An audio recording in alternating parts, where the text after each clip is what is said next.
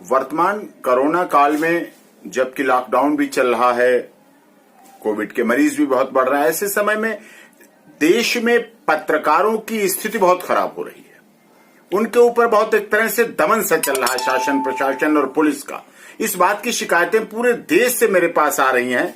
अगर मैं चर्चा करूं आज की बात, तो आज जगदीश परमार जी जो उज्जैन के क्राइम रिपोर्टर हैं और उन्होंने से बात हुई मेरी, तो उन्होंने बताया कि राजेंद्र रावत जो कि पत्रकार हैं उज्जैन में माधवनगर पुलिस स्टेशन में, वहां के डॉक्टरों ने उनके खिलाफ एफआईआर करा दी, सरकारी काम में बाधा की।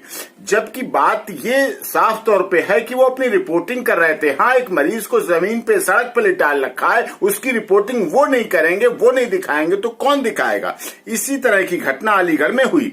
प्रदीप शर्मा जी जो कि विवेकानंद कॉलेज में काउंटिंग की रिपोर्टिंग कर रहे थे कि किस तरह से पुलिस ने मास्क नहीं लगा रखे हैं, प्रयोग नहीं कर रखी है, तो वो प्रदीप शर्मा जी पत्रकार हैं, संपादक हैं शेष प्रश्न अखबार के अलीगढ़ में, तो उनके ऊपर भी मुकदमा दर्ज कर दिया गया वहां इसी बात का और गिरफ्तार करके रखा गया लोधा पुलिस स्टेशन में।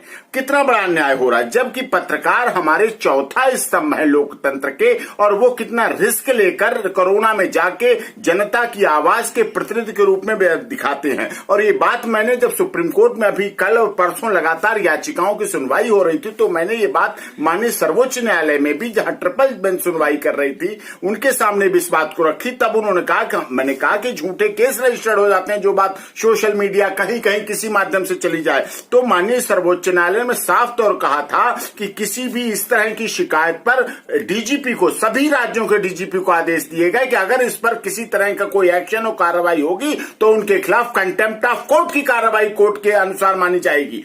इस तरह की बात कहने के बाद भी माननीय सर्वोच्च न्यायालय कह रहा है, हमारा देश का संविधान कह रहा है, कानून कह रहा है कि चौथा स्तंभ है, अगर उनकी बात नहीं आ जाएगी।